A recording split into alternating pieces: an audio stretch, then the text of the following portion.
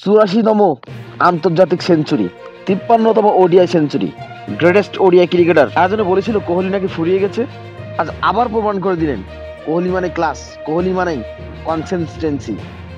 আজকের ম্যাচে বিরাট কোহলি তার ব্যাট থেকে তুলে আনলেন দুর্দান্ত 102 রান।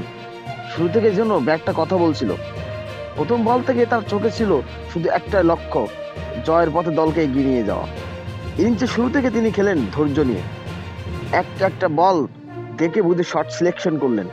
তারপর সময় সঙ্গে সঙ্গে বদলে গেল তার গিয়ারের রূপ। ড্রাইভ, পুল, কভার ড্রাইভ, বল যেন ব্যাট ছুঁয়ে চার হয়ে সরে যাচ্ছিল।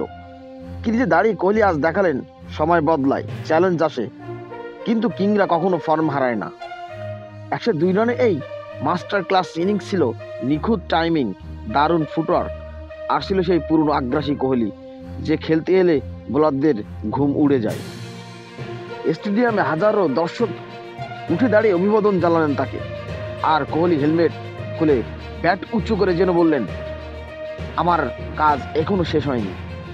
আজকের ইনিংসে শুধু একটি সেঞ্চুরি নয়, এটা ছিল ক্রিকেটের মধ্যে লুকিয়ে থাকা অসীম পরিশ্রম, একাগ্রতা আর মানসিক দৃঢ়তার গল্প।